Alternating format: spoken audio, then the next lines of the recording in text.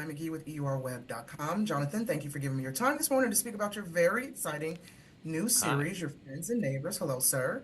And obviously, you've created a number of character-driven dramas. So my first question for you is, what inspired you to tell this particular story and develop this very intriguing yet complicated character, Cooper?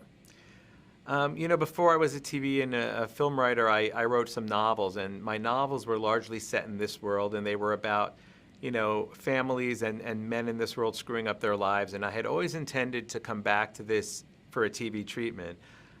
It just took a while because I was busy doing another kind of television, for the last bunch of years.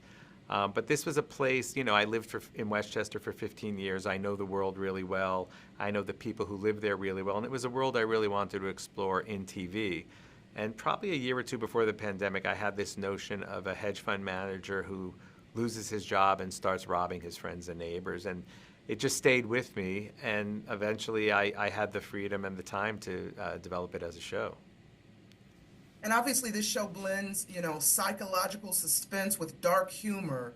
So, why, what makes this balance of these two themes so compelling, in your opinion? You know, we're doing a show about some pretty serious themes, but I didn't want to be weighed down by the themes. I wanted the show to be really entertaining. And I also, you needed to establish a level of credibility within the world. If I did this show as a straight drama, I think it starts to get a little hard to swallow that this guy is breaking into the homes of all his friends and neighbors. Like, after a while, I think it starts to get a little harder to believe. So we needed to heighten the world a little bit. But I couldn't go all the way to comedy, because if you go all the way to comedy, you're not investing emotionally in these characters. And for people to come back week after week, they have to really care about these characters.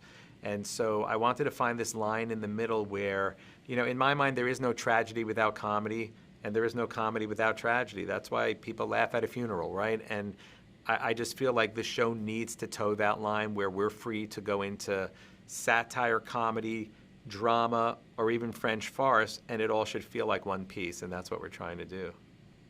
Yeah, I think there's a lot of relatable characters here. These are all people going through midlife crises, whether it's about love, romance, marriage, sex, death, divorce.